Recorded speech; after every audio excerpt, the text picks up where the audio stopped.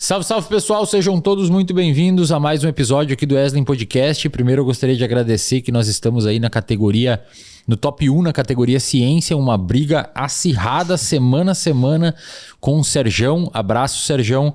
Uma briga que eu digo, obviamente, é brincadeira, uma disputa produtiva para a sociedade, que a gente está aqui divulgando conhecimentos técnicos sobre temas amplos. E hoje eu tenho o prazer de receber aqui o Lutz, que é um cara que tem uma história de vida muito interessante. Vocês talvez conheçam ele do YouTube, ou talvez vocês tenham visto o vídeo dos canais dele que ele não aparece. E é um cara que tem estudado muito YouTube e trouxe uma nova forma de enxergar a ferramenta YouTube extremamente diferente do que a gente tem como ideia já passada, né? Que tem que postar um monte de vídeos, senão o algoritmo te pune, etc. Parece que as coisas não andam por esse lado. Então a gente vai trocar uma ideia hoje aqui sobre rede social, sobre o YouTube, com o nosso amigo... Como é que é o teu nome, cara? Luiz. Obrigado pela presença aí, Lutz. Que isso, cara. Obrigado por ter feito o convite aí. Eu sou... Dos podcasts do Brasil, o seu é o único que eu vejo. O seu e do Petri são os que eu mais gosto, assim. Nem vejo o meu próprio, porque eu tenho vergonha. Mas eu gosto bastante, cara, aqui do programa. Acho que você colocou em prática algo que eu achava que era impossível quando eu comecei a fazer um podcast técnico. E deu super certo, né? Tá dando super certo. Dando certo, super rápido, cresceu super rápido. Isso é muito massa. Obrigado por ter convidado aí, cara. Por que você achava que era difícil vingar podcast técnico? Por conta do que normalmente a gente tinha no Brasil? Cara, porque se a gente... Eu acho que assim, técnico com a proposta do desenho técnico, acho que o meu foi o primeiro, né? Sem dúvida. Eu não sei. O Flow, ele leva a galera técnica, troca a ideia técnica, mas a proposta não é ser técnico. Mas eles não aprofundam o suficiente para falar que é um conteúdo técnico. Entendi. Então, se a gente pegar os podcasts mais famosos lá de fora, da gringa, né, que eu gosto de falar assim, mas dos Estados Unidos, Europa e tudo mais, os mais famosos de lá são podcasts um pouco mais aprofundados, um pouco mais técnicos e tudo mais. Aqui no Brasil, acho que pela forma que... Pelos primeiros que surgiram até, inclusive a gente pode falar um pouco sobre isso, porque que geralmente os primeiros que surgem são os que ficam maiores durante um bom tempo. Aqui no Brasil não foi assim. Então, se a gente olhar os maiores podcasts lá de fora, são conteúdos mais técnicos, mais científicos, tem mais cientistas indo, filósofos e tudo mais. Lex Fridman, Joe Rogan, o próprio Huberman e coisas assim. E aqui no Brasil, nada contra, obviamente, mas só um fato. Os mais famosos são o Flows, o Podpah e podcasts assim mais mesa de bar, digamos, né, cara? Então, é isso. Como é que foi a história aqui no Brasil, velho? O Joe Rogan fazia... Desde quando que ele existe lá nos Estados Unidos? Joe Rogan, cara, desde 2007 ou 2009, algo assim. Ele começou bem cedo, só que um formato bem diferente do que a gente vê hoje, né? O Joe Rogan, pra quem não conhece, é o maior podcast do mundo e o maior podcaster também. Além disso, ele é comentarista do UFC, já trabalhou na TV durante muito tempo, então ele chegou no podcast com um certo público, tá? Ele começou com uma galera. Exato. Saquei. Só que o formato era, se você olhar o primeiro vídeo, assim, ele... Tem uns efeitos de Natal, assim, os negócios na webcam. E aí você vê esse primeiro, é engraçado, né? Mas era um formato totalmente diferente. Ele tinha um co-host, que era um amigo dele. Então eles ficavam trocando ideias sobre diversos assuntos lá. Fumava o tabaco orgânico lá, bebia e tudo mais e viajava. Mas isso já no YouTube? Já no YouTube. E ele naquela época fazia vídeos longos, assim, pro YouTube? Sim, vídeos longos já, de 50 minutos pra cima. Que não era bem visto. Não é bem visto, mas não era comum, né? Não era comum, sem dúvida. E a gente pode até falar depois sobre a história do YouTube e por que naquela época não era comum vídeos longos, né? Então ele começou nessa. Durante o tempo vai passando, ele vai montando um estúdio, vai trazendo convidados técnicos e tudo mais, e acabou virando o maior podcast. Foi o primeiro nesse formato, e acabou virando o maior podcast, né? Eu falo nesse formato porque basicamente o que ele faz é o que já existia nas rádios americanas, né? Então, Howard Stern e outras pessoas do rádio, outros programas de rádio já tinham exatamente aquele mesmo formato. Só que ele trouxe pra internet, algo que não tinha antes. Cara. Que legal. Ele ficou gigante. E aí, em 2018, aqui no Brasil, surgiu o Flow. Então, o Flow foi realmente o primeiro podcast audiovisual que existiu. Juntamente com o Felipe Solari. Não sei se você conhece esse cara, mas ele trabalhou na MTV durante um tempo. Ele começou junto com o Flow, assim, uma diferença de semanas para um pro outro. E o Flow deslanchou, ele não tanto. Mas então o Flow começou durante um tempo, eu conheci eles mais ou menos nessa época. E já naquela época, eles já sacaram algo diferente até dos gringos, e a gente faz isso muito melhor do que os gringos lá de fora, que são os cortes. Então, lá fora, na época que o Flow começou a fazer os cortes aqui no Brasil, já com aquelas thumbnails, todo mundo sabe, mais chamativa, título chamativo e tal. Lá fora, as thumbnails nunca tiveram texto, por exemplo. Eles botam os dois caras e uma imagem no meio, né? Isso é legal também, funciona também, mas você tem muito mais parâmetros, você tem muito mais chance de fazer alguém clicar se você tem elementos diferentes, não só uma imagem, né? Você pode ter texto, pode ter imagem ao mesmo tempo, tudo Depois mais. a gente fala especificamente sobre thumb, é um assunto que eu quero entrar também. Mas, então, o Flow começou nessa época já fazendo isso diferente. E aí, explodiu todo mundo na pandemia mesmo. Pois é, isso que eu ia perguntar, Exato. cara. Isso que eu ia perguntar. Porque assim, eu lembro que, 2018, cara, foi o ano que eu entrei no meu mestrado. Eu lembro que eu consumi YouTube, sempre consumi YouTube para estudar, principalmente. Para quem não sabe, aí fica a dica, depois o Lutz até pode comentar mais. O YouTube é um celeiro gigantesco de conteúdo excepcional acadêmico. Cara, tu tem palestra de professores de Harvard, de Stanford, do MIT, do John Hopkins, palestras gratuitas que os caras botam uma câmera e gravam a aula deles e tá gratuita na internet. Essa é a única barreira é a internet, língua, cara. mas hoje acho que até todos os vídeos têm tradução automática ali na todos, legenda e praticamente todos. caramba, né? A legenda é boa, cara. A galera não dá muita atenção pra isso, mas você pode consumir conteúdos em inglês, se você não sabe falar inglês, utilizando a legenda automática do próprio YouTube, que é ótimo. Pois é, o cara que subiu o vídeo não precisou botar legenda. O YouTube já bota, né? Exato. Isso é muito foda, cara. Isso é muito foda. E aí eu lembro, cara, que eu não lembro do. Eu não lembro do Flow em 2018 e 2019, cara. Eu conheci na pandemia. Eles eram um nicho, né? Um conteúdo de nicho, assim. Hoje, o que talvez a gente olhe e veja o Petri, por exemplo, o tamanho do Petri, que é um conteúdo mais nichado, um assunto um pouco diferente. O Flow também era assim naquela época. Entendi. Era pequeno, poucas pessoas conheciam. Só que naquela época, a galera já tinha sacado que aquilo era algo diferente. Era um formato de consumo, um formato de conteúdo diferente do que havia até então. Então era um formato mais longo, de conversas e tudo mais. Dá pra aprofundar mais. Não tem todas as travas que às vezes uma entrevista coloca, certo? Então lá eles iam no formato mais de conversa, não tinha pauta e tudo mais, bebiam e coisas assim.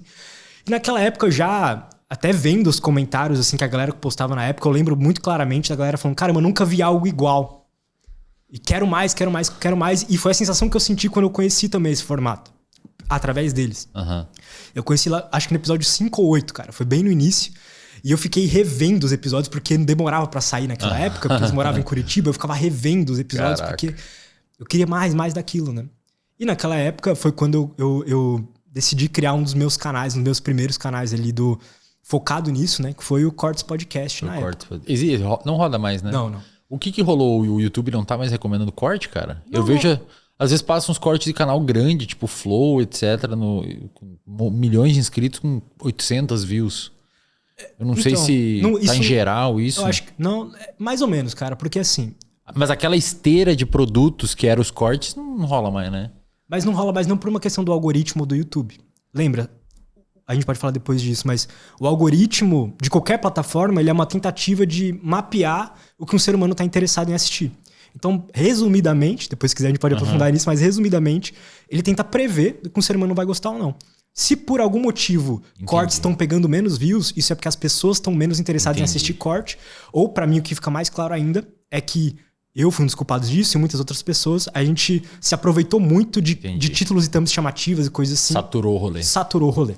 Entendi. É isso. Porque aqui no meu canal, os principais dá muita mais view que o corte. Acho que a galera encheu o saco. Exato. E no meu, o corte não caiu, mas o principal tá subindo mais. Acho que a galera tá gostando mais do conteúdo na íntegra, Exato. Né? Legal, cara, legal. Deixa eu te perguntar, eu preciso fazer aqui um merchanzinho. Esse episódio aqui do podcast está sendo patrocinado pela Probiótica.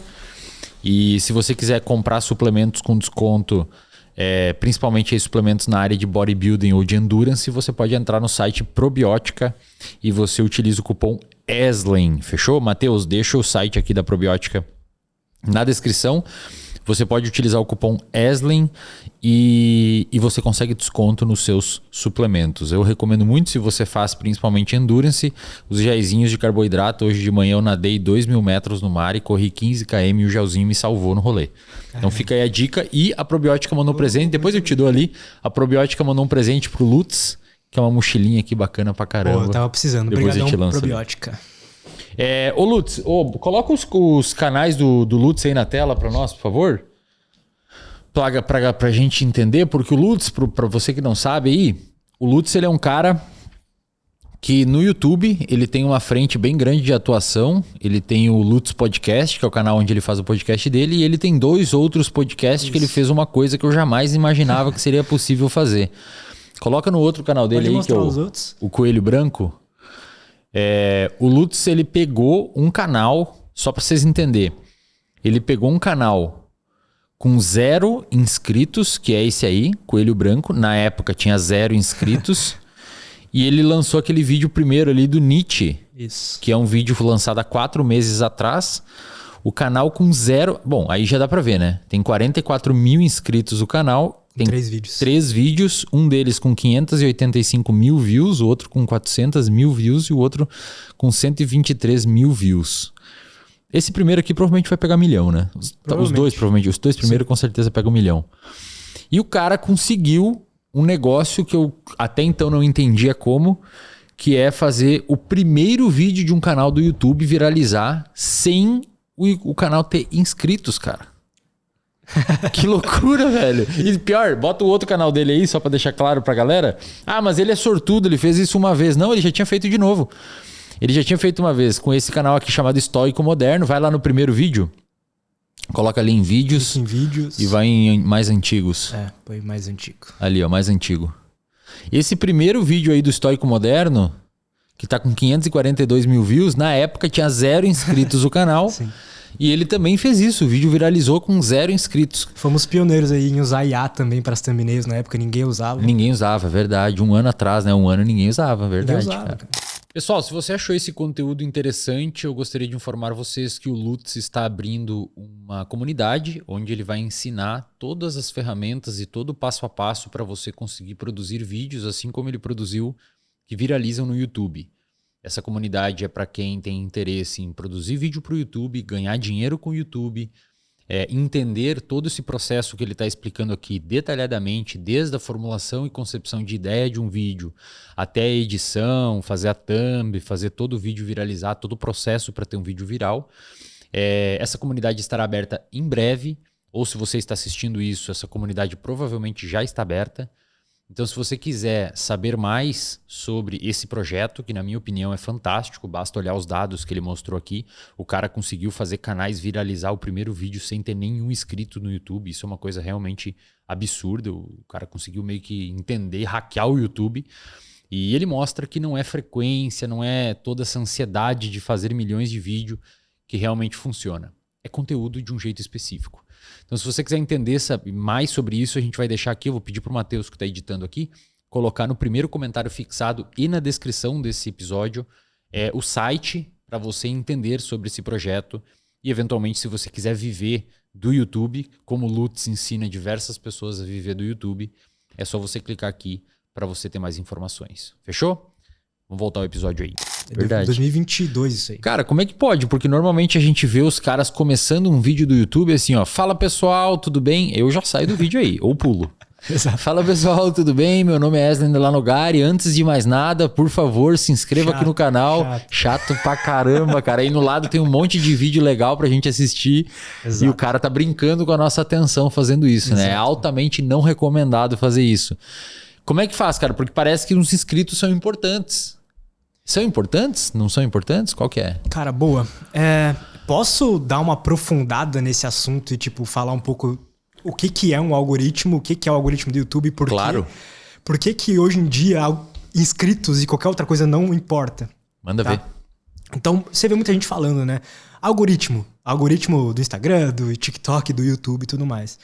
Basicamente, o que todos esses algoritmos tentam fazer hoje é que o usuário passe mais tempo na plataforma. O YouTube quer que passe mais tempo no YouTube do que no Instagram. O Instagram quer que passe mais tempo no Instagram e não no YouTube.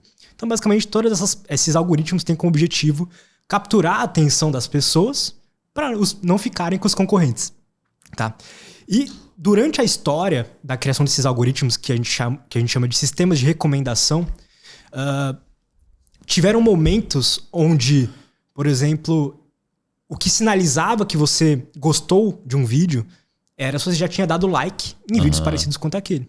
Entendi. Só que o tempo vai passando e esses algoritmos começaram a entender, né? Essas empresas começaram a entender, na verdade, que se a gente quiser que o usuário passe mais tempo na nossa plataforma, porque isso permite que eu ganhe mais dinheiro com anunciantes e coisas assim, a gente precisa pegar o parâmetro de watch time, de quanto mais tempo aquele usuário passa assistindo um vídeo.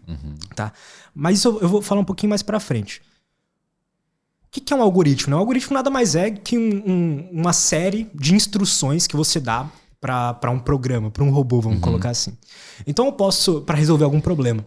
Então vamos imaginar, Wesley, eu sou um cara que amo treinar, mas eu, por exemplo, até hoje tenho dificuldade de manter uma dieta.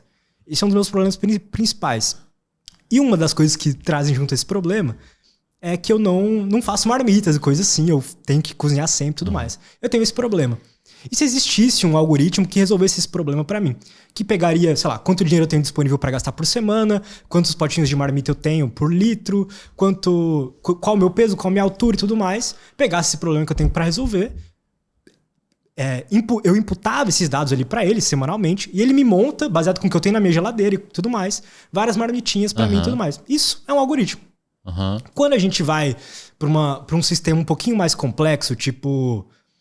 Vamos pegar um aplicativo famoso, tipo o Google Drive, por exemplo. O Google Drive em si ele não é um algoritmo. Ele é um app, um programa. Mas dentro de todos os apps, todos os programas, existem pequenos algoritmos dentro de cada um deles. Inclusive no Google Drive. É que o Google Drive às vezes me mostra uns bagulho ali no recomendado. Mas isso é um algoritmo de recomendação. A gente já chega lá. Tá? Não quer dizer que todo algoritmo é um algoritmo de recomendação. Por exemplo, vai ser um exemplo perfeito isso. No Google Drive, quando você entra lá, as suas pastas não estão organizadas em alguma ordem. Seja a última que você abriu ou pelo nome. Aquilo é um algoritmo de classificação. Entendi. Para eu não hackear o teu Google Drive, tem um algoritmo de criptografia. No seu e-mail, por exemplo, existe um algoritmo de filtragem, e isso é muito importante lembrar, um algoritmo de filtragem que não vai te mostrar spams. Um algoritmo de filtragem de informação. Os algoritmos de recomendação de todas as plataformas também são um algoritmo de filtragem de informação. Então não são necessariamente, a gente vai chegar lá, mas não necessariamente são algoritmos de classificação ou de algoritmos recursivos. Então se eu quiser calcular qual que é o 23º número da sequência de Fibonacci, eu posso fazer um algoritmo recursivo que vai pegar uma fórmula, vai fazer aquilo uma atrás da outra, e eu vou chegar no 23º número e tudo mais. Então você vê que existem vários tipos de algoritmos diferentes. E na cadeia de conhecimento, na cadeia de informação, os algoritmos de recomendação vão estar embaixo de, primeiramente, algoritmos, depois, sistemas de filtragem de informação, algoritmos de filtragem de informação, e abaixo deles vão estar, então, os sistemas de recomendação. E dentro dos sistemas de recomendações tem dois tipos principais. O filtro colaborativo e baseado em conteúdo. Eu estou tentando traduzir as palavras porque em computação a gente nunca tem as palavras traduzidas, é sempre em inglês, tá? Mas quem quiser procurar depois, Collaborative Filtering e Content-Based Filtering, tá? Então tem esses dois tipos. Como que chegou isso, né? Como é que... E é legal essa historinha porque todas as coisas vão se conectando na história da computação. Em 1979, uma cientista da computação, uma mulher, se eu não me engano o nome dela é Elaine Rich, em 1979, ela criou o primeiro algoritmo de recomendação que existe. Em 79, cara. Chamava Grundy. G-R-U-N-D-Y. E esse algoritmo basicamente pegava, fazia uma entrevista com você, Wesley, baseado nas respostas que você me dava, te colocava em alguns estereótipos. Como se fosse um teste de personalidade. Te colocava em alguns estereótipos. Baseado nisso, eu tenho agora alguns dados sobre quem você é. E então eu teria uma lista de 20 livros, no caso dela era um sistema de recomendação de livros, teria 20 livros lá, que ela já teria colocado que, o livro tal é um livro de neurociência, psicologia e comportamento. O outro livro é um livro de romance, não sei o que, não sei o que lá. Então, ela deu atributos a esses livros. E quando ela te fazia uma entrevista, ela te colocava no estereótipo que tinha atributos parecidos. Então, aquele algoritmo ia lá e recomendava um livro. Tá.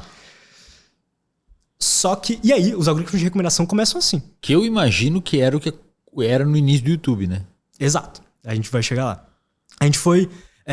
Você prefere que eu vá direto pro YouTube ou eu posso te falar dos algoritmos? Pode falar legal. Pode falar do algoritmo. Essa história massa. Não, pode falar do algoritmo. Fala do algoritmo aí. E aí, Pode passar pela história. boa. E aí, um dos primeiros algoritmos de recomendação que existiu aí em produtos que a gente usa, em produtos que eu falo assim, em sites, aplicativos e tudo mais que a gente usa até hoje, esses primeiros foram principalmente no Netflix e na Amazon. Por incrível que pareça, na Amazon também, você é recomendado o tempo inteiro produtos específicos. Na Amazon, você está falando no site, não no Amazon Prime. Isso, exato. Na época nem existia isso, na loja mesmo. Você pode ver que se você entrar hoje, ele vai te recomendar coisas que tem a ver com o que você já gastou e tudo mais. É um sistema de recomendação também. Muito parecido com o YouTube. Mas então lá em 2006, o Netflix, naquela época, aqui o Netflix chegou pra gente bem mais tarde, assim, lá pra, acho que acima de 2010 chegou o Netflix, mas em 2006 ele já rodava lá fora. E o Netflix foi o principal motor pra criar essa diversidade de algoritmos de recomendação que surgiram. Porque em 2006 eles criaram uma competição que premiaria $1 milhão para quem resolvesse o seguinte problema. Ao invés de eu precisar... Porque antes do Netflix era assim. Você criava a tua conta e te dava um monte de pergunta. Eu lembro. Acho que aqui no Brasil no começo era assim também. Era assim também. Que tu gostava então, e tal. Demorava uns 15 minutos pra você entrar na plataforma. Pode crer. E o que é péssimo para a experiência do cliente. Péssimo para a experiência do cliente. Péssimo. E o pior, não só na experiência do cliente, mas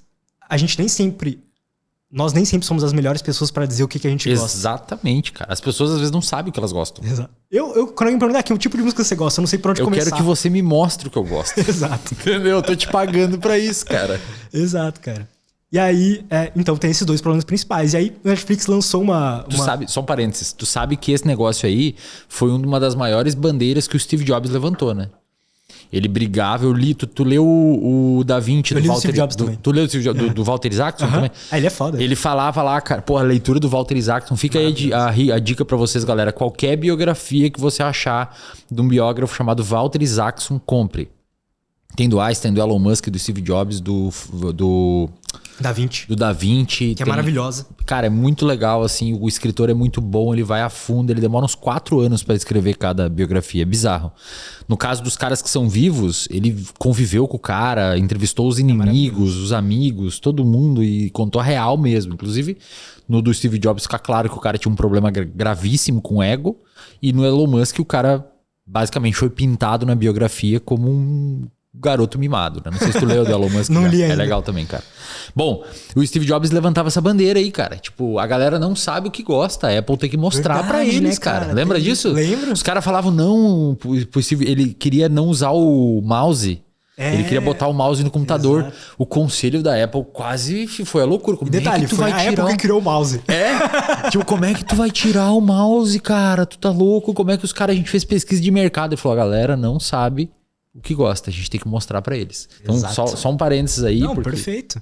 E é isso mesmo. E isso é um sistema... Lembra que eu falei do sistema de o colaborativo, filtro colaborativo e o filtro baseado em conteúdo? Isso, quando a gente tem que manualmente colocar parâmetros e tudo mais, é o filtro baseado em conteúdo. Tá? Então... Tá falando também da $1 milhão lá. Exato. Isso. A competição do Netflix. E aí eles colocaram, né? O título da competição era tipo assim, você precisa resolver esse problema, que é baseado nos comportamentos nos dados que eu consigo tirar dos usuários, então do comportamento dos meus usuários aqui, eu quero que você faça a previsão de qual filme ele vai gostar. Então, até então, essa previsão era praticamente manual, né? A gente que dava os parâmetros, mas isso realmente virou um problema ali na área da computação, da IA e tudo mais, dos algoritmos, que precisava ser resolvido. Netflix que levantou essa bandeira. Até então, o cara inseria a resposta ali nas perguntas, mas depois não tinha um algoritmo que ficava calculando o que eu assisti. Era fixo. No início eu dava a resposta e... A única outro tipo de recomendação que poderia acontecer é de você ir lá e dar uma nota de 5 estrelinhas, por exemplo. Entendi. Mas ainda assim é muito manual. Entendi. E aí, eles lançam esse problema. E aí, em 2006 e em 2009, sai um paper que é da equipe de pesquisa do Yahoo, que naquela época o Yahoo competia com o Google. O Google tinha competidores. O Yahoo era uma grande empresa naquela época. Muita gente teve e-mail @Yahoo, né? Na internet, o Yahoo era muito forte mesmo. Eles tinham uma equipe de programadores muito forte na época. E aí foi a equipe de pesquisa do Yahoo Olha só. Não sei se você tem essa noção, mas na tecnologia, na computação, é muito comum as empresas terem equipes de cientistas da computação pesquisando privadamente. Eu imagino que isso exista mesmo, cara. Porque assim, isso foi legal você levantar isso porque a galera não entende. Esse microfone aqui, esse cabo aqui, ó, e essas câmeras que estão aqui, essa TV, foi feito por uma galera que faz pesquisa. Exato. Pesquisa científica não é só a coisa na biomedicina e na biomédica, de vacina, e remédio e tratamentos e tal. Pesquisa também é qual que é a melhor forma da gente estruturar o material dentro desse cabo para que o áudio chegue, qual que é a melhor forma de fazer essa espuma. Eles vão lá, levantam uma hipótese, testam. Exato. E as empresas que não produzem conhecimento por si próprio em cima de pesquisa vão ter que acabar comprando de quem fez. Exato. E aí, quando você tem um Google da vida, você tem que ser o cara que faz o conhecimento. Concordo, imagino que seja assim. É isso, cara. E eles devem injetar uma grana ferrada. Muito dinheiro. Nessa galera. Todas as grandes startups que a gente vê hoje de IA aí, basicamente são uma equipe de pesquisa que está sendo... essa equipe está sendo patrocinada por alguma grande empresa ou por VCs e coisas assim. Então... Os cientistas da computação, eu recomendo até que você traga alguns aqui, que eu acho que eles podem aprofundar muito nesse sentido. É uma galera muito científica. Criam muitas pesquisas mesmo. Legal. Quem quiser aprofundar um pouco mais nisso, depois entra no Arxiv. Não sei se você conhece esse site. Não. arxiv.com.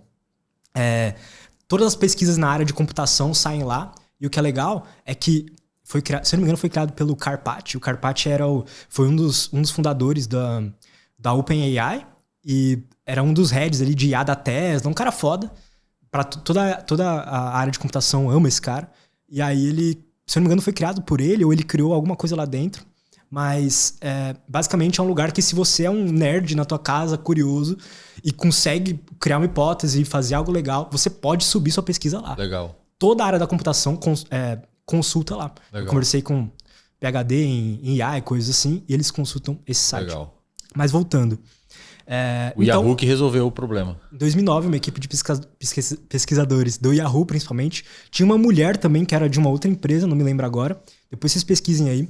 O título do artigo é... Depois a gente pode pôr na descrição? Pode. Depois você manda ali. Eu não sei se eu vou lembrar. Não, depois você manda. Técnicas de fatoração de matriz para sistema de recomendação. E aí, mas assim, eles estavam com o alvo de pegar $1 milhão. Exato. Entendi. Tem fotos deles com legal, com cara. cheque. É uma equipe de 10, 12 pessoas, mais ou menos. Que da hora. Que chegaram e fizeram isso, né? Foi muito massa. E aí, nessa época, e aí já conecta até com a história do YouTube, esse problema foi resolvido.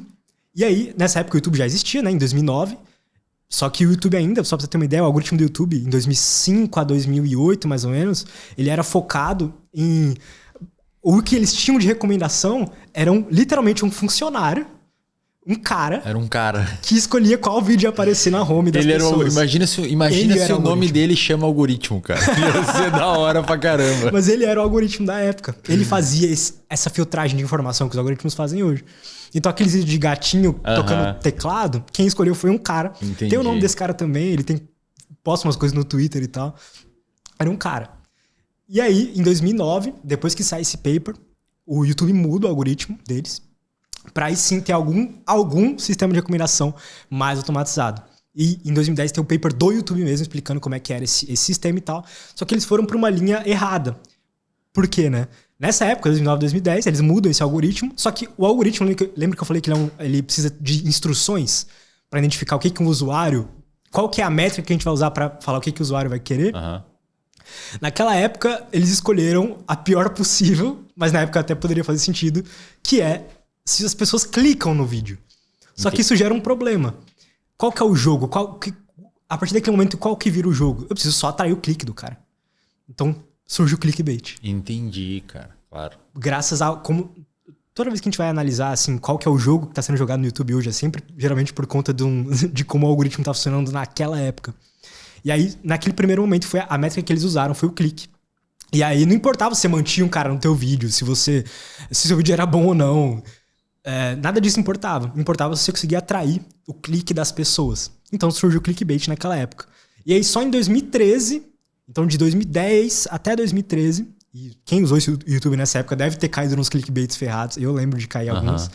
Em 2013, eles mudam, então, Acho que clique não é a melhor opção. Tem muito clickbait. Naquela época tava bizarro, assim.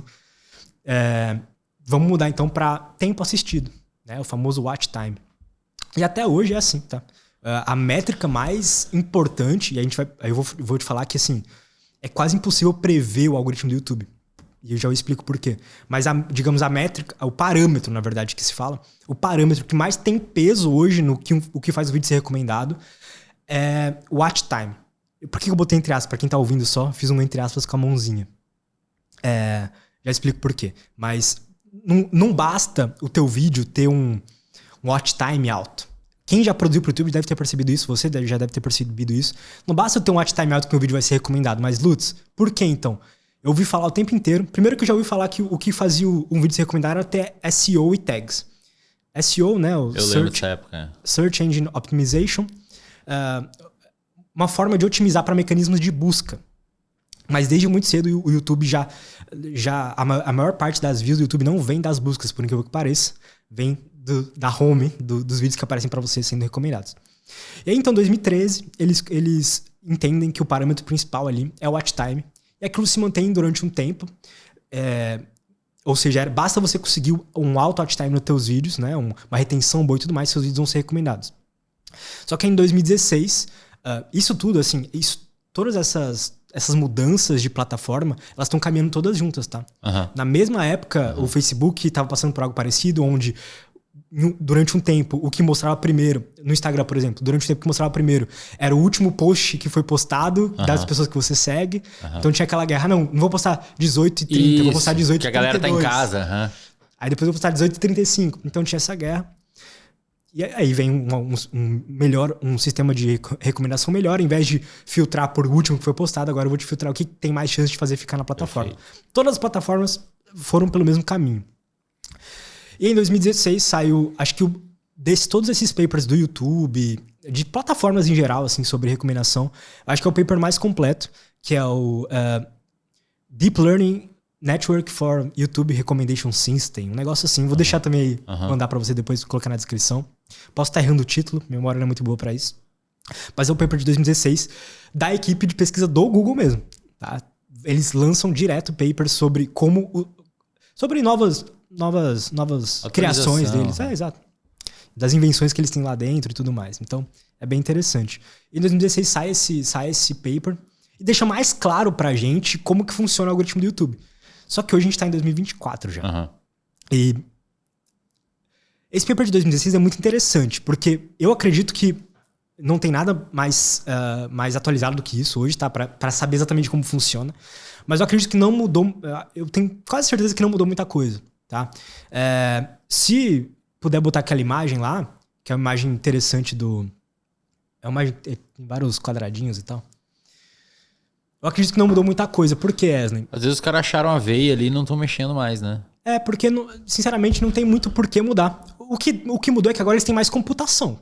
Então, em 2016, a gente tinha um certo conhecimento sobre um certo acesso a placas de vídeo e tudo mais, que hoje a gente tem muito mais. E, consequentemente, a computação aumenta. Então, a gente consegue, hoje, computar muito mais. Então, só para você entender, ali tá millions, hundreds e tudo mais escrito. Hoje, eu acredito que onde tá aqueles millions ali, a única coisa que mudou é que estão billions. Eu acho que sim também.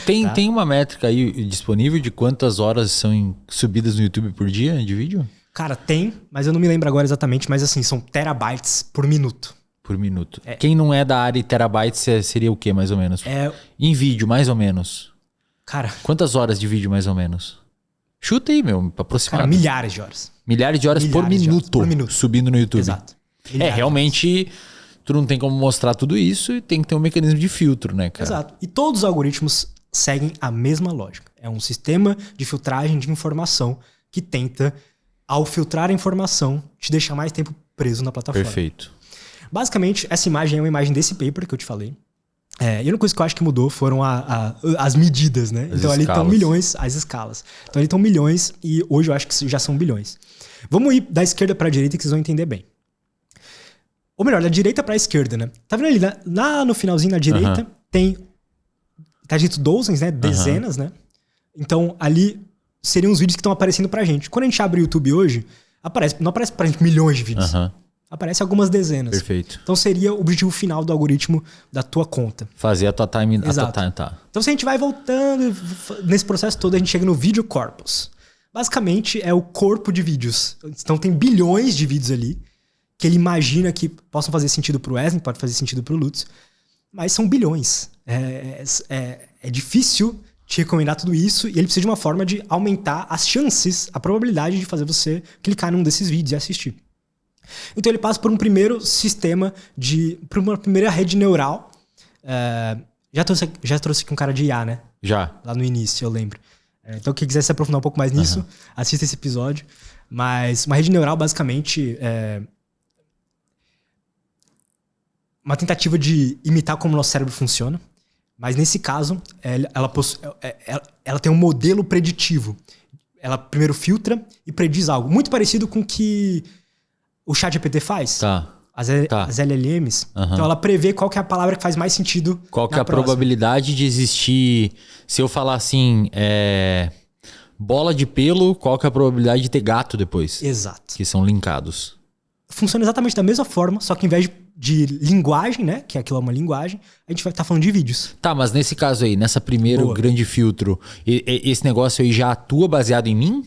Já. Ah, tá, entendi. Ó, o primeiro grande filtro é geração de candidatos, né? Candidatos. Então é como se ele estivesse fazendo uma competição de vídeos entre vídeos. E tá, beleza. É que assim, eu perguntei isso porque só que em dezenas aparece o que aparece pra mim. Exato. Mas já tá operando o meu sistema lá atrás. Lá em cima, por exemplo, você vai ver histórico do usuário e contexto. Tá, verdade. Tá bom. Então ele já tá pegando tudo que você já tem de comportamento. Perfeito. E tá jogando nessa primeiro filtro que vai criar candidatos que podem ser interessantes para te recomendar. Então, e a partir desses candidatos, aqui no caso tá milhões, mas eu acho que hoje é bilhões, ele vai diminuir esse valor ainda mais, baseado em todo o seu contexto de consumo. Então, vai entrar um outro sistema de filtro que também vai levar em consideração o teu histórico, mas vai levar em consideração também outros, e aí entra o filtro colaborativo que eu te falei. Vai levar em consideração não só o teu histórico, mas o de outros usuários parecidos com você. Então, outras fontes de candidatos, muitos dados. E então, dessa competição de candidatos, ele vai ranquear probabilisticamente quais são os melhores vídeos para aparecer para você. Perfeito. Então ele saiu de bilhões para chegar em dezenas dessa forma. Utilizando diversas fontes, diversos parâmetros diferentes. Não só watch time, não só retenção, não só clique e tudo mais, mas diversos. E aí tem uma conta que a gente faz contabilizando quantos parâmetros começa e quantos termina, mas no final dá pouco mais de 80 bilhões de parâmetros. Caramba, cara. Que ele vai usar para identificar se um vídeo faz sentido para você ou não. E aí Desde coisas simples, até as tags que a gente falou, até as tags. Mas as tags vão ter um peso muito menor do que quanto tempo você passa assistindo. Mas aí você me pergunta, tá, Lutz, então, entendendo isso, é lógico que eu só preciso fazer os usuários passarem mais tempo assistindo meus vídeos, ou seja, eu preciso ter um watch time mais alto, que então meus vídeos são recomendados. Só que na prática isso não acontece. A gente cria um vídeo, ele tem uma retenção alta, ele tem uma taxa de cliques alta, mas nem sempre ele pega 100 mil, 200, 300 mil views. Por quê? E aí que a gente entra. As pessoas acham que o algoritmo ele é uma coisa só. A gente tá explicando aqui. E o YouTube, pelo jeito, ele larga uma maneira grosseira do que é o algoritmo. Ele não larga todos os... Não. Exatamente. Isso é segredo de... exatamente. Companhia. E aí... Só que isso que tá acontecendo aqui, tá acontecendo o tempo inteiro, sempre que você tá utilizando o YouTube, e para cada usuário. Então as pessoas acham que o algoritmo do YouTube é uma coisa só. Entendi. Só que eu tenho um algoritmo, você tem um algoritmo. Entendi. E por conta disso, às vezes, nem sempre basta você conseguir ter uma retenção alta, um watch time alto, sendo que não tem pessoas o suficiente interessadas naquilo pro YouTube te recomendar. Entendi. Então esse é o maior problema. Lutz, como é que a gente consegue, então, ser recomendado? Porque, pensando, o objetivo final do YouTube é que você consiga ser recomendado pelo algoritmo e por conta disso, as suas views subam.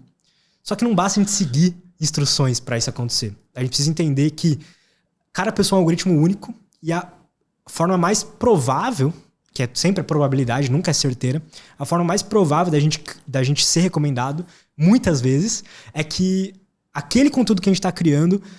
cruze vários algoritmos. Exato. Eu imaginei. Ou seja, ele perpasse vários algoritmos Exato. de várias pessoas. Exato. Deixa eu te fazer uma pergunta, Claro. cara. Tu tá ligado que o mundo da maromba hoje é um mundo que, assim, não tem como discutir, que ocupa um espaço grande no YouTube. Os caras têm views Sem pra dúvida. caramba. O Cariani, os caras têm muita view. Né? Você concorda comigo? Eu não sei se você acompanha, mas eu também não tenho acompanhado muito mais quanto eu acompanhava antes. Mas um tempo atrás aí, deu uma... Eu vou te explicar o contexto pra fazer a pergunta pra você entender o porquê que eu tô fazendo essa pergunta. Deu uma... Não sei se treta, o que aconteceu aí. Não sei se tu já ouviu falar no Jorlan. Aham. Jorlan, acho que é Oliveira. Sim, eu vejo os Vieira, vídeos do Jorlan Notícias Vieira. Maromba. Fechou. O Jorlan, ele é um cara que não sei o que aconteceu, que tinha que treinar o Ramon, não tem que treinar o Ramon. Enfim, o nome dele veio pra cima. Foi no Podpah. Inclusive, o Podpah chamou ele. Eu cliquei lá, assisti um pedaço dele no Podpah e tal, vi uns vídeos de notícia dele e tal, pra ver o que tava acontecendo ali na hora do almoço. E, cara, o algoritmo do YouTube tá me recomendando pra caramba vídeo dele de 4 anos atrás, quando ele fez, ou 2 anos atrás, quando ele fez uma preparação na gringa. Exato. E não só pra mim, cara, porque eu entro no vídeo, boto nos comentários no Zu, a galera falou, alguém aí tá recebendo isso também? Tipo... 14 mil likes no vídeo. Ontem o comentário. Exato. Isso acontece meio por isso. O nome dele levantou, cruzou em vários algoritmos. O YouTube começou a recomendar, inclusive, o que existia. Exato. É isso. Você consumiu um conteúdo. Aquilo sinaliza para o algoritmo que você está interessado naquilo. Pode ser que você quis só ver um ou outro e não quer mais? Pode. O que é muito comum. Tanto por isso que é tão imprevisível assim, e difícil. Mas é muito comum que as pessoas... cliquem ali nos vídeos do Jorlan, por exemplo, e o YouTube entenda que você quer ver mais disso. Aí ela recomenda mais um. Mas ele você vê mais outro. Mas assim, cara, eu assisti 3 vídeos, velho. Exato. O fato de outra galera tá remexendo nesse negócio, já que eu passei por aquele caminho 1 ou 2 vezes, o YouTube me manda também, porque os outros remexeram nessa Porque pauta. por algum... Mais ou menos, cara, pensa. O filtro colaborativo que eu te falei, que é basicamente como hoje todos os algoritmos funcionam, eles vão tentar prever o que você quer ver baseado nos padrões que a gente compartilha como ser humano ali, consumindo aquele conteúdo. Então, provavelmente, não só você, mas vários outros usuários também assistiram 1 ou 2 ou 3 vídeos e alguns deles quiseram ver até mais. Ele falou, pô, o Wesley é parecido com esses caras, ou consumiu algo parecido com esses caras, então eu vou recomendar. Saquei. Que é um exemplo simples de entender. Vamos imaginar que a gente tem 2 pessoas, o Wesley e o Lutz. E aí a gente quer assistir... eu quero prever se o Lutz gosta do filme... fala um filme aí. Sei lá... Clube da Luta. Clube da Luta. Eu quero entender se o Lutz gosta do Clube da Luta. Beleza. Além do Clube da Luta, a gente tem mais 2 filmes ali. Sei lá, o Matrix e... Fala outro. Bastardos Inglórios. E Bastardos Inglórios. Só filmão, galera. Eu amo esse filme, cara. Matrix, Bastardos Inglórios e Clube da Luta. O Lutz assistiu o Lutz assistiu Matrix e Bastardos Inglórios e gostou muito. O Wesley assistiu Matrix, Clube da Luta e Bastardos Inglórios e gostou muito dos 3. Entendi. Como o Lutz assistiu os outros 2 e gostou, talvez provavelmente ele vai gostar do terceiro também. Saquei. Então, isso é um filtro colaborativo muito simplificado, mas na base de tudo é isso. Tá, cara. Beleza.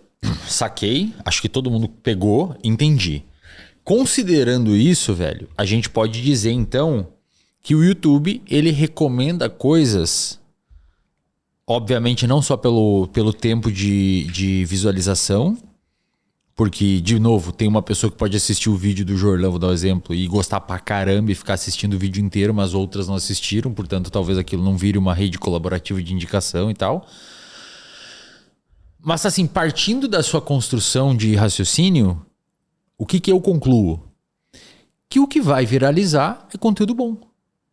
Ou de interesse público. Se você tá falando de uma pauta pública, Bolsonaro, Lula, corrupção, preço de gasolina, guerra, bagulho de maromba, de notícia, de fofoca, é interesse da BBB, é o interesse da galera consumir esse conteúdo. Então você está no lado de uma parada que já é de interesse público. Eles querem aquilo. Agora, se tu quer fazer um vídeo que a galera que... Tipo do Nietzsche, pô. Tu fez um vídeo do Nietzsche viralizar, velho. Sim. Não tem um monte de gente aí que fica falando, porra, eu quero assistir um vídeo do Nietzsche, não vejo a hora. Será? Pois é. Nesse caso aí, pra fazer isso acontecer, Primeiro, tu tem que fazer um conteúdo que impacte a vida da pessoa e contribua de alguma forma, se não tem sentido. E tem que ser bom, né, cara? Exato. Então assim, o que tu tá falando aqui é que pra viralizar no YouTube tem que fazer vídeo bom. Exato. E aí entra o problema, né?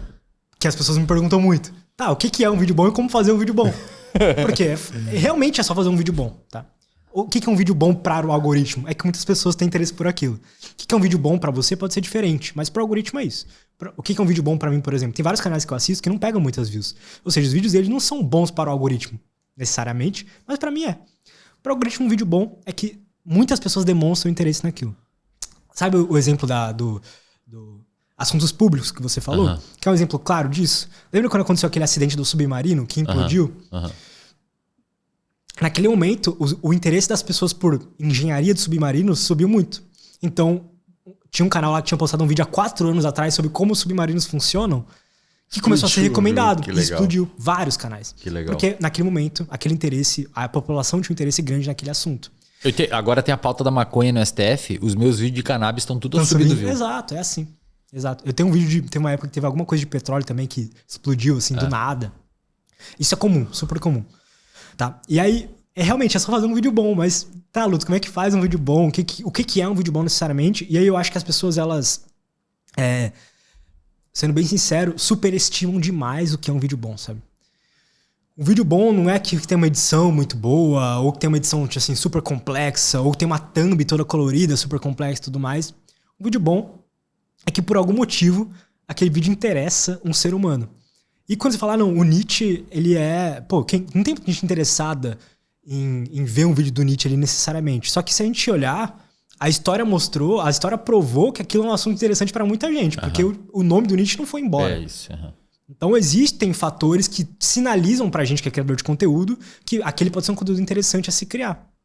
E esses fatores, esses sinais, né, que a gente pode tirar, podem vir de diversas maneiras. Pode ser da história mesmo. Tipo, na filosofia, eu sei que Nietzsche é um dos nomes é o nome mais conhecido, provavelmente.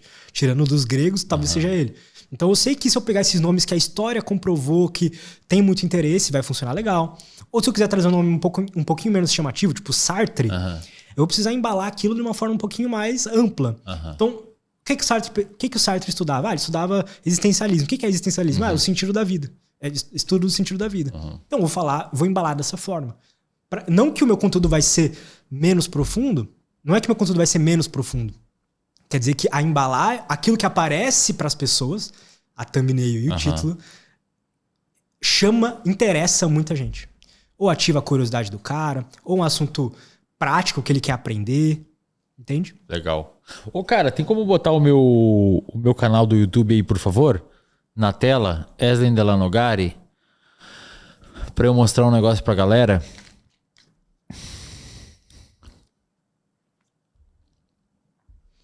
A gente fez um trabalho legal no teu canal. Vou mostrar ali. Vou mostrar aquela época que que eu tava empenhado, né? Depois abandonei o rolê. Muita coisa, você cara. Não precisa consigo, disso, velho. Pois é. Coloca ali em vídeos. Arrasta pra baixo aí.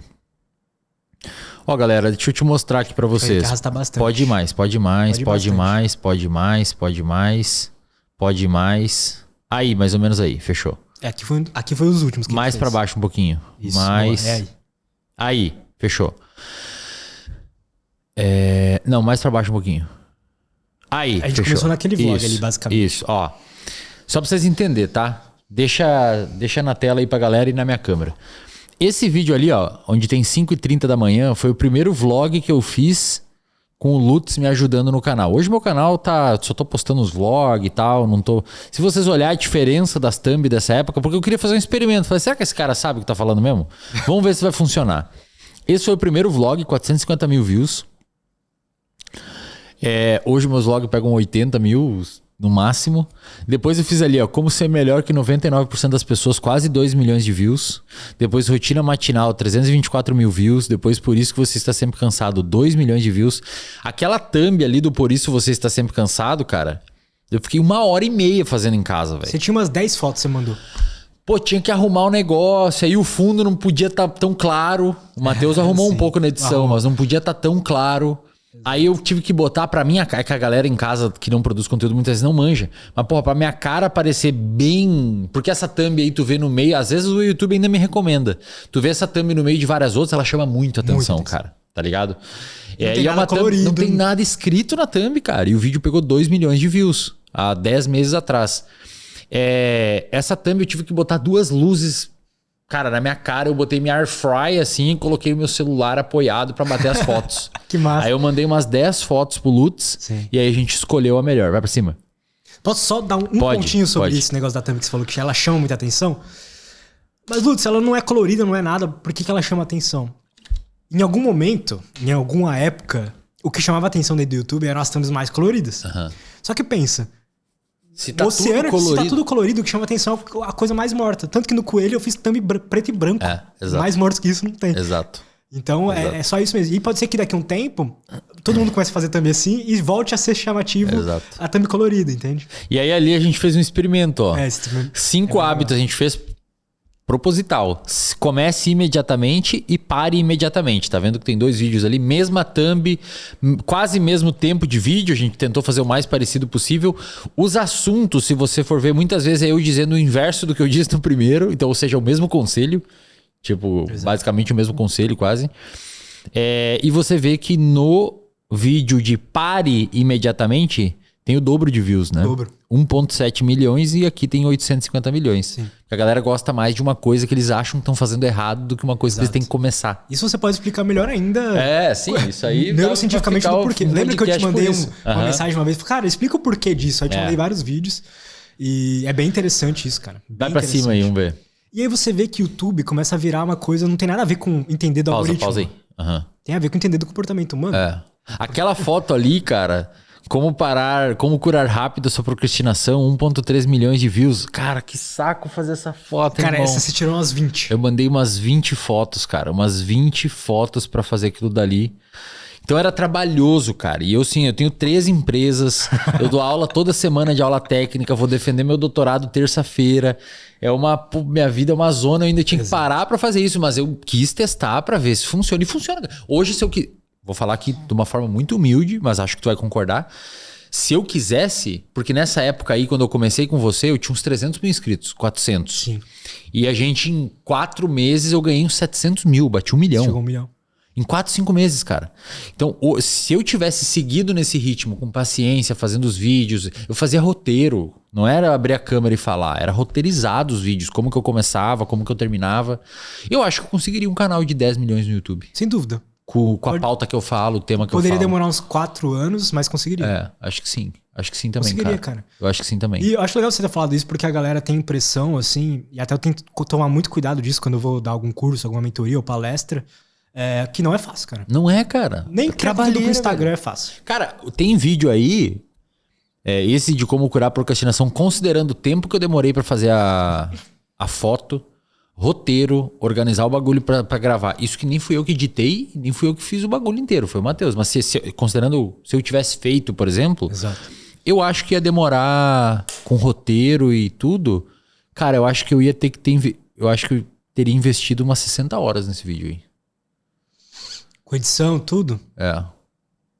Cara, eu acho que menos. Será que menos? Acho que umas 25. Mas é que o roteiro, velho, o roteiro pega. O roteiro foi difícil. O roteiro pega, cara. Pode ser. Porque eu ficava pensando como começar e lembro. tal. E vai e volta, e vai e volta. Mas beleza, que seja 25. É bastante tempo. Não é abrir a câmera e falar, velho. 9 minutos ali, 14 minutos e deu. Mas o que é legal é que isso tem, na minha opinião, assim, quando eu vou escolher, e o porquê que eu escolhi, eu tenho um passado muito grande, assim, de produção de conteúdo. Fui ficar mais conhecido agora, mas já criei conteúdo em todas as plataformas que você imaginar. Tive algumas páginas no Facebook que eram grandes e tal. Tenho um canal no YouTube desde moleque, assim, 2011, 10. E por que eu escolhi até hoje me manter focando no YouTube? É porque esse esforço que eu coloquei ali, que eu impliquei naquela semana, naquele mês, sempre. Vai durar pra sempre. Esses vídeos tem view pra caramba ainda, velho. Esses aí são os primeiros do canal até hoje, velho. E até hoje todo tá dia alguém gerando assiste. grana, tá e a galera me segue. Assinantes no RD. Vai pra cima aí, Essa é vamos a ver. beleza pra mim do YouTube em comparação com outras plataformas. Aí depois eu fiz ali tem mais 1 ou 2, daí eu abandonei o rolê. A gente já tinha parado e tal. Mas é isso, pode tirar aí da tela, obrigado. Legal, cara, maneiro. Aí, deixa eu entrar em um outro tópico aqui que tem a ver com isso. Cara, lá considerando assim, que eu, demorei um tempão pra fazer a foto, demorei um tempão pra não sei o que, aí tem um bagulho de roteiro. O que eu vejo normalmente a galera que começa canal aqui no Brasil no YouTube, eles chamam o cara que faz as festas de 15 anos pra ser o editor do vídeo. Exato. E o cara que fez a vidraçaria, o logo da vidraçaria da esquina. Exato. Esse cara não sabe de YouTube, cara. Ele pode saber de design. Pode saber de design. Pode ser um puta de um design. Ele não sabe de thumbnail. Pois é. E aí você comentou que lá nos Estados Unidos, principalmente, que o YouTube é bem forte, hoje já tem profissões direcionadas ao YouTube. Exato. Tem todo um ecossistema, assim, realmente um mercado de profissões focadas só para canais de YouTube. Isso lá funciona... aqui no Brasil também vai funcionar, tá? É só questão de tempo disso acontecer. Espero poder fazer parte disso. Uhum. Mas lá funciona muito bem, assim, porque... Lá ganha muito mais dinheiro com o YouTube. Diretamente do AdSense, tá? Acho importante 6 vezes mais? Cara, tem canais que é 10 vezes mais. Eu vi o Rafinha falando que se as views dele tivesse sido lá, ele ganhava 6 vezes mais. 6, porque 10. o AdSense lá paga mais, né? Exato. Mais competitivo. Exato. Mas enfim, e aí, exatamente, cara, tem pessoas lá que são, em vez de você contratar um design, você contrata um design de thumbnails, um designer de thumbnails. Existem uma série de skills, né, de habilidades que um designer tem que não necessariamente transformam ele num bom designer de thumbnail. Uhum. Um bom cara que faz thumbnails, ele tem que entender o que captura a atenção das pessoas, qual que é o mercado que eu tô inserido dentro do YouTube, né? O nicho, qual que é o nicho que eu tô inserido. E diversas outras coisas que um designer não vai ter esse conhecimento, ele só vai querer entregar a thumb mais bonita possível. E como a gente viu aí, não precisa disso. É só uma foto e pronto, acabou. Exatamente. Isso também reverbera nos vídeos, não só na thumbnail, né? Mas, como por exemplo, aqui a gente pode contratar um editor super foda, o cara edita, sei lá, cinema ou edita... comerciais de margarina, sei lá, qualquer coisa grande assim, e contratar ele pra fazer o YouTube, não necessariamente ele vai saber, tá, vamos pegar essa parte e colocar no início? Isso. Será que essa intro tá boa mesmo? Vamos apagar totalmente? Será que não é melhor a gente trocar essa parte pra cá, porque vai ter mais retenção? Então, esse tipo de conhecimento, habilidade, não vem junto do pacote de você só ser um editor ou só ser um designer. Tanto que é muito comum, assim, cara, principalmente no Brasil, mas os YouTubers, os criadores de conteúdo, fazerem tudo ou grande parte de todos os processos. Porque é difícil achar alguém especializado. Eu não conheço ninguém, cara. Inclusive, a gente foi esses dias, o meu sócio Lucas foi num evento de uma galera do marketing digital e os caras que pediram teu contato, queriam saber como é que fazia para contratar os seus serviços, porque eles viram que a gente fez no meu canal, a galera sabe que tu tem o teu canal lá, que tu mal aparece e viraliza os bagulho. E... Pô, seria legal contratar um editor de thumb certificado pelo Lutz. Seria. Tá ligado? Seria. Porque não tem, cara. Vou contratar quem pra editar minhas thumb? Exato. Sabe? O Matheus lá do canal sabe e tal, porque ele faz o trabalho dele bonitinho. Eu que cago nos rolês, gravo de qualquer jeito e sem roteiro. Mas seria legal pra um cara que é criador de conteúdo e quer fazer um canal no YouTube ter um cara, né? E eu acho que isso é legal, assim, Wesley. Eu acho que a internet possibilitou, não só no YouTube, mas de diferentes formas, possibilitou pessoas que não necessariamente o cara é formado, não necessariamente ele foi por um caminho óbvio, assim, de profissão. Ele pode simplesmente pegar, aprender sobre tudo isso e prestar esse serviço, sabe? Eu vejo que a galera é muito fechada, assim, tem a mente muito fechada quando o assunto é ganhar dinheiro com a internet. É sempre marketing digital e só. É isso. Mas não, cara, existe um monte de outras oportunidades que a gente pode aproveitar. Esse de YouTube acho que vai ser uma gigantesca que vai começar logo. Já tem mercado, mas a galera não tem grau de consciência sobre. Exato. Esse podcast talvez eleve o grau de consciência. Talvez esteja um criador de conteúdo assistindo aqui e fale, eu preciso disso, cara. Exato. Eu preciso de um cara, eu preciso de um editor de retenção, você falou, né? Tem Exato. editores que se preocupam em manter o cara no vídeo. Exato. É um editor de retenção. Exato. Ele não é um editor, ele é um editor de retenção. Um editor de thumbnail, um roteirista de YouTube. Roteirista de YouTube é diferente de um roteirista de comercial. Muito diferente. É outro rolê, né, cara? Hoje eu tenho a perfeita noção, assim, que o roteirista que trabalha comigo no Coelho Branco, no Estoque Moderno, o editor que trabalha comigo no Estoque Moderno, no Coelho Branco, são os melhores do Brasil. Legal. Eles já eram bons, mas quando eu fui passando o que eu sei, tudo que a gente já testou no teu canal, no meu e tudo mais, e fui passando isso pra eles, eles realmente ficaram os melhores do Brasil, assim. Eu acho que deveria existir uma competição, porque eu não posso ficar dependente só disso, né, cara? Então precisa existir mais galera, eu preciso de mais um roteirista, e não tem. Pois é, hoje tu precisa de mais um. Precisa. E não tem. Não tem. Então. Então é uma oportunidade muito grande, cara. Pra quem quiser se aprofundar um pouco mais nisso, acho muito válido. Eu direto falo disso lá no Instagram. E não existe só marketing digital na internet, né? Não existe só criar conteúdo pro Instagram. Existe criar conteúdo pro YouTube, existe criar conteúdo pro Twitter até, X agora, hoje em dia, tá gerando uma grana também. Então, vamos começar a observar esses outros caminhos. Eu acho que a internet possibilita... Ela incentiva o autodidatismo, que é algo que eu acredito muito. E... Não precisa do copo, não. Não precisa do copo, obrigado. E basicamente, hoje qualquer pessoa tem acesso a qualquer informação. Basta você ter tempo livre, querendo ou não, e um pouquinho de motivação para poder aprender qualquer coisa e falar sobre qualquer coisa. Obrigado. Deixa eu te perguntar, cara. Você tinha uma mentoria, né? Acho que tá fechada agora. Sim. Tá. Nessa mentoria, você teve um celeiro também, né? Sim. Pô, substrato infinito. Quais os canais que você mentorava lá que eram... Porque tu pode falar assim, mas falar do Nietzsche é tranquilo e tal... Quais os canais que você mentorava lá, que eventualmente é bizarro, assim, uns nichos nada a ver e que você conseguiu ter resultado? Cara, tem 2 principais que acho que vale a pena comentar. E 2 pessoas que a gente acabou virando amigo, assim, de tão legal que foi o processo, cara. Um deles, o primeiro, é o Berro do Boi. O canal chama Berro do Boi. Dá pra botar aí, será? Dá, pode botar aí, Berro do Boi. O canal, cara, era pequeno, assim, eu não lembro exatamente quantos inscritos tinha. O cara é tipo um fazendeiro? Ele trabalha com gado, basicamente. Ele na época que a gente fez a mentoria, ele não tinha grana pra, tipo, ter a própria fazenda e tal. Então ele alugava e comprava os gados e colocava lá. Então ele fazia esse trâmite de vender, comprar gado. Por que YouTube, cara, pra ele? Ele ganhava alguma coisa tendo coisa no YouTube? Não, ele tem treinamento disso, coisa perfeito. assim. Berro do Boi. Esse cara aí. Legal. 100 mil inscritos, cara. Ele tinha bem pouco, cara. Legal, velho. Vai nos vídeos ali. Vídeos mais assistidos dele. Bota em vídeos em alta. Em alta. Que legal, cara. Não, em alta aí. Isso. Olha só, o vídeo mais assistido primeiro vídeo não tem foi a gente thumb. Que fez. Não precisa clicar nele, tá? Nem tem thumb. Foi a gente que fez esse vídeo. O quarto ali foi a gente que fez também. Meu lucro... Cara, esse vídeo já apareceu pra mim, cara.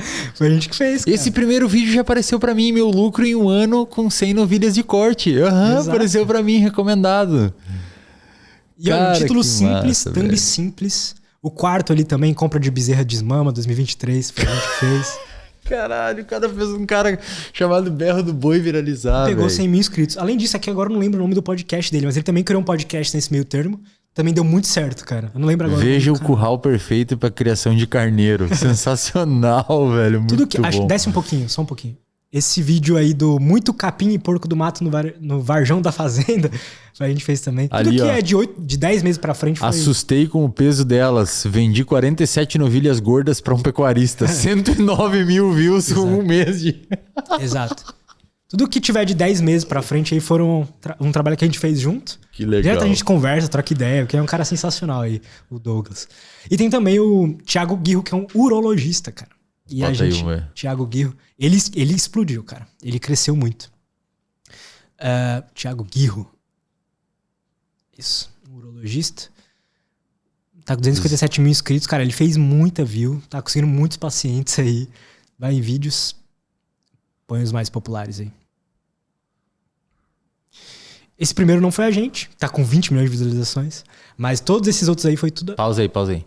Todos esses outros foram a gente que fez junto. Olha só, cara, e umas thumb parece que foi feita no Paint. Exato.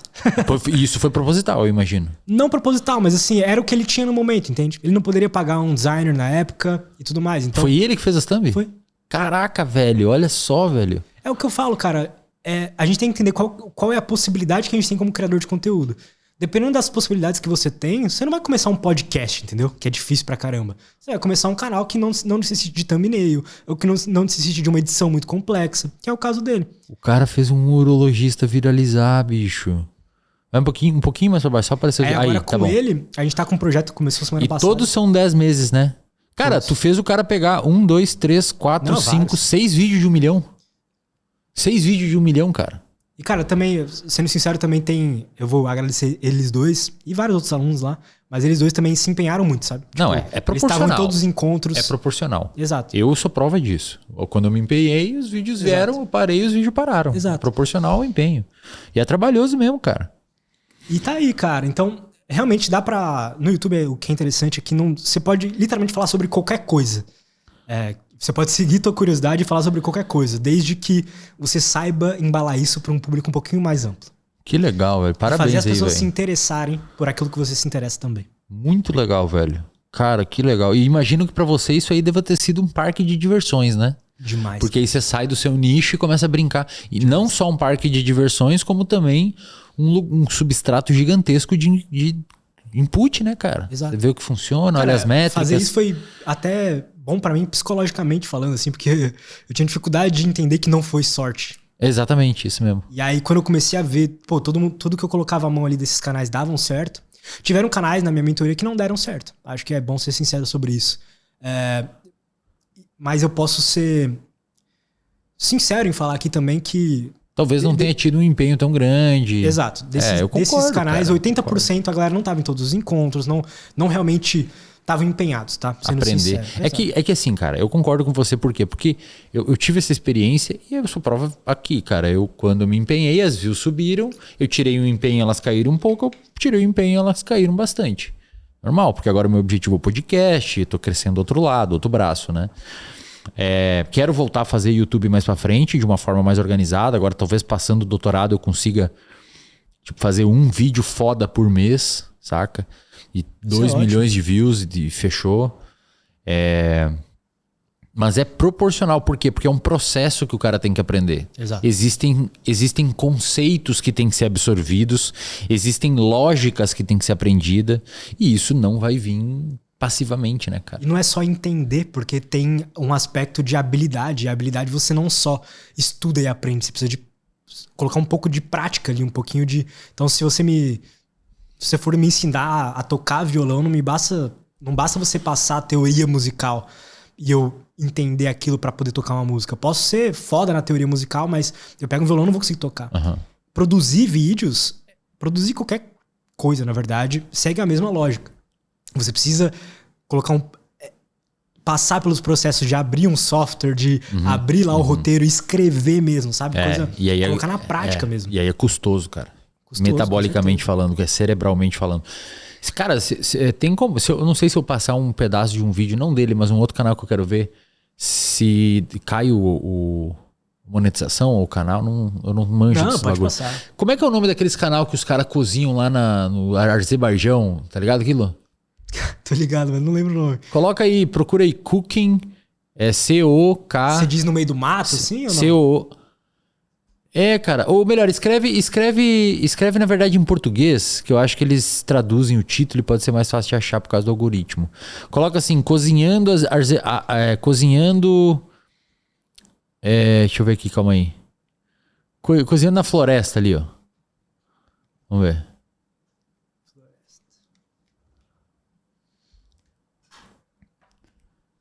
Olha aí, cara. Olha aí. Calma aí.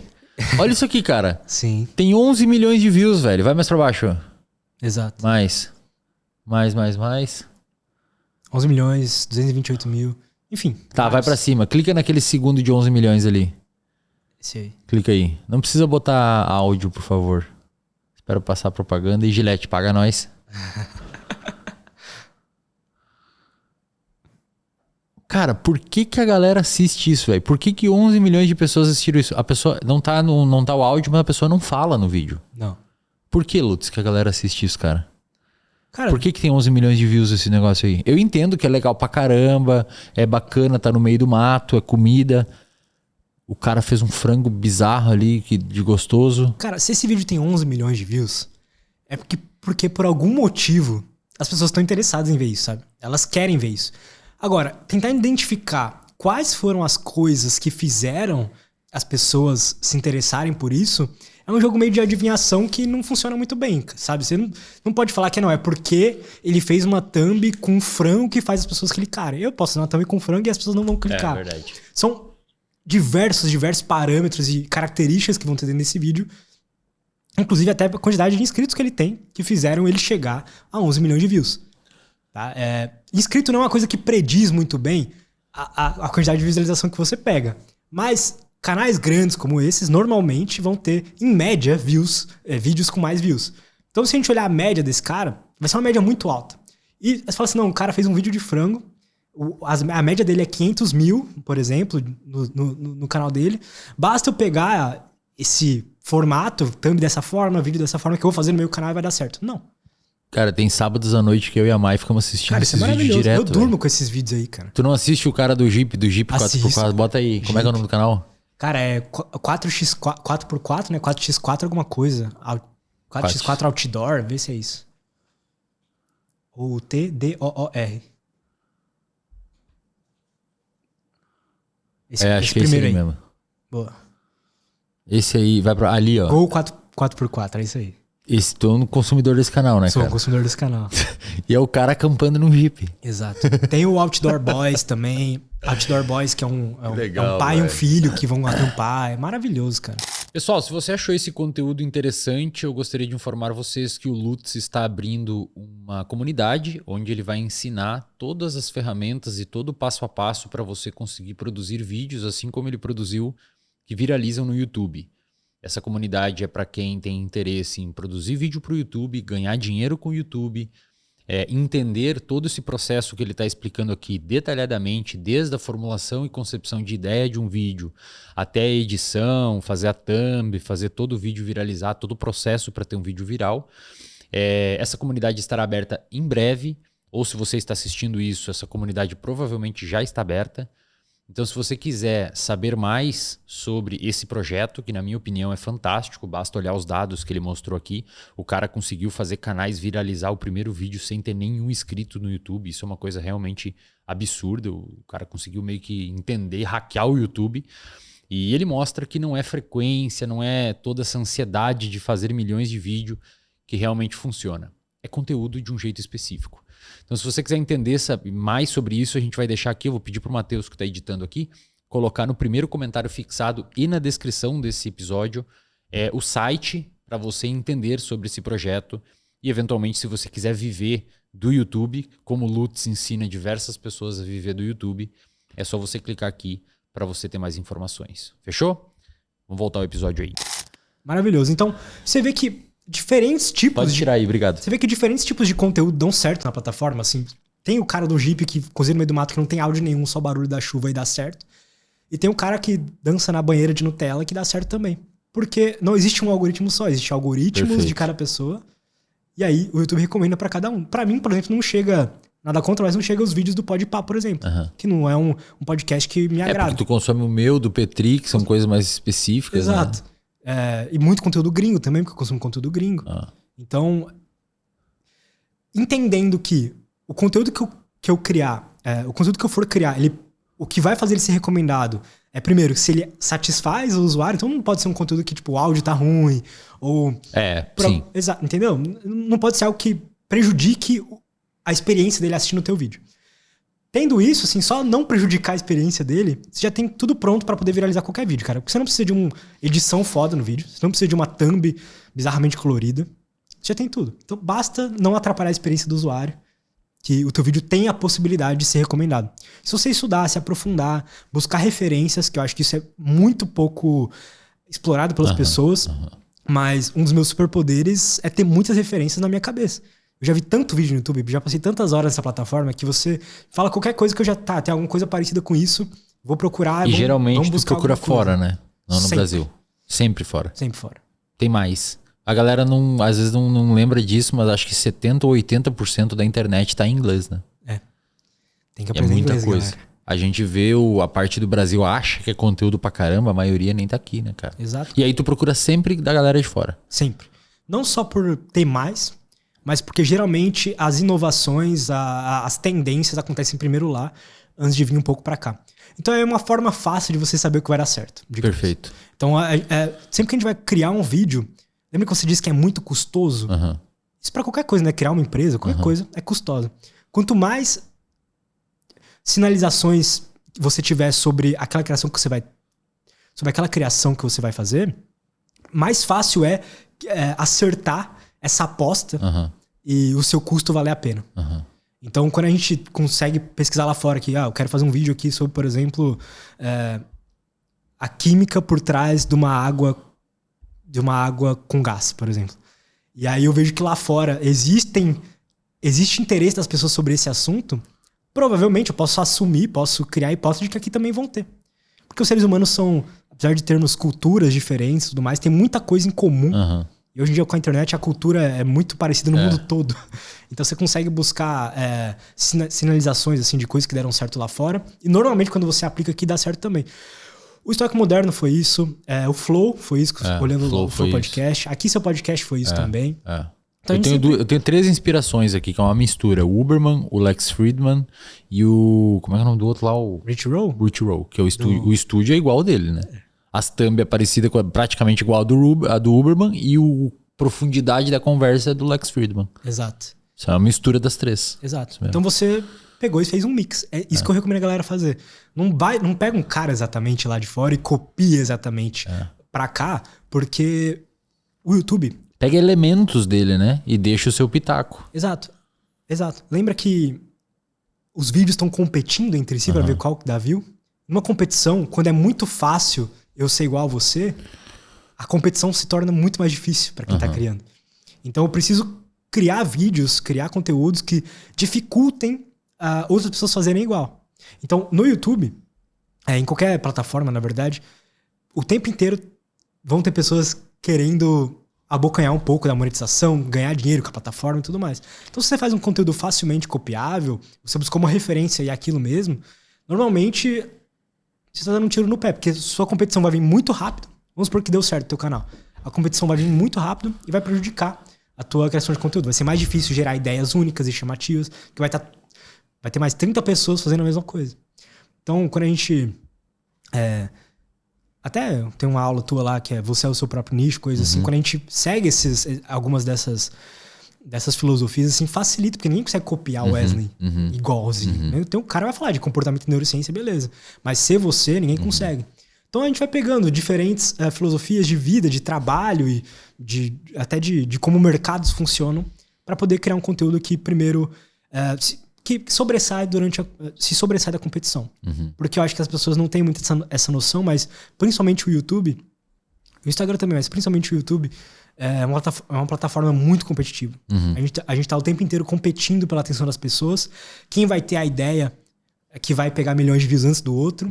Porque hoje um cara pode literalmente pegar o teu vídeo, fazer o mesmo título, uma thumb parecida, mas se ele não fizer nada melhor, ou chega um pouco antes, ele não vai conseguir chegar nem perto das views que você fez, sabe? Ele pode, mas a pessoa que teve a ideia primeiro de fazer aquele vídeo daquela forma vai pegar mais views. Eu tava lendo um livro lá, até te indiquei, aquele de escrita, e o autor fala uma hora ali, um bagulho bem interessante, dá pra acho que translacionar pro YouTube, pra criação de conteúdo pro YouTube. Ele fala assim, uma das coisas que mais me deixa chateado quando eu vou falar com pessoas que vão opinar sobre escritores, porque o livro basicamente ele diz que escrever é um ato muito difícil, e se você tá achando difícil escrever, é porque é difícil mesmo. Não é porque você não sabe escrever, é porque é difícil escrever. E é um livro sobre escrita, dicas de escrita e tal. E aí tem uma hora que ele fala assim, o que mais eu acho bizarro assim é alguém chegar pra mim e falar, quem sabe um dia eu escrevo um livro, como se fosse um negócio que tipo, beleza, quando eu não tiver mais o meu trabalho, eu faço esse hobby, ou eu faço... exatamente. Ele fala, cara, não é assim, velho. Tanto é que existe muito livro que ninguém compra. São poucos livros que viralizam.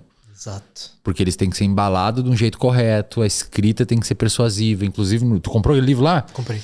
Aquele livro tem um momento que ele explica, ele dá um conceito, que é um conceito da galera do jornalismo chamado lead. Basicamente, que eu te mandei a foto lá. Ele fala, cara, tua primeira frase ela tem que captar o cara e armar ele pra segunda e pra terceira, e assim tu vai deixando o cara no texto. Ele não pode ter razões pra sair do texto. Se tu usou um tempo verbal diferente, tipo, nós estávamos lá e depois nós estamos... se tu não explicou que tu do passado veio pro presente ou pensa no futuro, o cara vai ficar, tá, mas ele tá no passado, tá? E muitas vezes ele fecha o livro e fala, não tá legal isso aqui. O YouTube é a mesma coisa, né, cara? Se tu der um deslize ali no meio do vídeo de 30 segundos falando um negócio que não é interessante, tu perdeu a audiência do cara. A gente tá brincando com a atenção das pessoas, né? Quando a gente tá criando conteúdo. A gente tá o tempo inteiro não só competindo com outros vídeos na plataforma, mas competindo com o cara fechar o aplicativo e abrir o Netflix. Exatamente. A gente tá competindo com o cara ir lavar a luz, fazer uma outra coisa. O tempo inteiro a gente tá tentando capturar essa atenção das pessoas. E espero que quem for criar conteúdo aí um dia tente capturar e criar algo interessante, né? Mas um fato a gente precisa capturar isso de alguma forma, precisa manter isso de alguma forma. E a competição é essa. Quem consegue entender isso melhor, sai na frente. E não é uma parada assim como o cara falou do escritor, não é uma parada que você vai fazer na hora vaga. Não, Tu tem não que, necessariamente. tu tem que se debruçar, entender o negócio. Cara, tu pode fazer ao final de semana e tal. Na hora, o que eu quero dizer assim, na hora vaga não foi uma boa expressão. Tu não vai fazer como assim, atirado nas coxas, sabe? Tu vai ter que... Cara, mas eu sendo sincero com você, eu acho que isso é uma coisa pra vida, assim. Você não... Se você quer ter algum resultado em alguma coisa, você não pode só fazer nas coxas. Mas é que a galera muitas vezes acha que escrever um livro ou fazer um canal no YouTube. Exatamente. Ou fazer... Instagram é só abrir caixinha e responder. Exato. Acha que é fácil. Não é, mano. Exato. Não é porque eu sei. Cara, os meus posts do Instagram que mais viralizam o não tem design... É uma porcaria, eu pego e salvo no story mesmo ali de qualquer jeito, só que ele passa uma mensagem importante. Eu acho que isso aqui tá tipo, o índice de suicídio aqui, olha esse artigo legal aqui, ele passa uma mensagem impactante. E aí viraliza. Exato, cara. Ou seja, tem que criar conteúdo bom. Exato. Que impacte a vida da galera. E posso dar Claro. uma coisa sobre isso, cara? Eu acho que o Steve Jobs falava bastante isso também, eu lembro, na biografia dele. Pra gente fazer qualquer coisa boa, é muito difícil a gente chegar num nível bom, nível de ter habilidade naquilo, fazer algo bom, sem fazer o que a gente gosta ou tem interesse, sabe? Concordo. Então a gente precisa, em um certo nível, seguir a nossa curiosidade, seguir o que motiva a gente, pra poder continuar fazendo aquilo durante um bom tempo, ficar bom e criar conteúdo bom sobre aquilo, criar um produto bom. Se é um cara que quer ser um bom empreendedor, ele precisa criar um produto que ele realmente se importe pra fazer algo bom mesmo, sabe? É o que eu acredito. Concordo, eu também concordo. Cara, deixa tuas redes aí, além dos canais, tu tá no Instagram, produz um pouco lá, né? É mais no YouTube, mas tu tá no Instagram também, né? No Instagram eu quero dar um pouco mais de foco agora. Por alguns motivos, assim, mas o meu foco principal é o YouTube, tá? Então quem quiser conhecer meus conteúdos, conhecer meus canais, são muitos, então vou falar em ordem. Lutz Podcast é o meu podcast. Já entrevistei o Wesley acho que 3 vezes. São episódios bem legais, quem quiser acompanhar. Mas tem muito episódio legal lá. Eu sou um pouco mais amplo aqui que o Wesley e menos técnico, porque eu não tenho a capacidade para isso, mas eu tenho hoje a noção que é um conteúdo bem legal, bem bacana, muita gente gosta. Então vai lá ver, assiste o episódio, vê se você gosta. Tem o Cortes do Lutz, que são os cortes desse podcast. E os meus canais mais legais, sendo bem sincero, que eu mais gosto de produzir hoje em dia. Antes era o Estoico Moderno, que era o meu canal de filosofia estoica, então eu focava só nisso. Senti que eu estava muito preso em só falar de estoicismo. Queria falar de outras filosofias que eu acho interessante também, que é um assunto que eu gosto muito. Decidi fazer então o Coelho Branco. Coelho Branco. Que é um canal para eu seguir minha curiosidade, pegar qualquer assunto que eu goste e criar conteúdo sobre isso. Legal. Então vamos lá, Coelho Branco, Estoico Moderno e Lutz Podcast são minhas principais fontes de conteúdo aí. E segue no Instagram também, Lutz Lobo, L-U-T-Z, Lobo. Aí, ó, Lutz. Presentinho da probiótica pra você, Muito obrigado. Mochilinha. Muito foda, tava precisando. Agora você tá aí pra ir pros treinos e tal. Galera, se inscrevam no canal, compartilhe esse episódio pra quem você acha que tem interesse. Deixa o like aqui e nós nos vemos no próximo episódio. Valeu, valeu.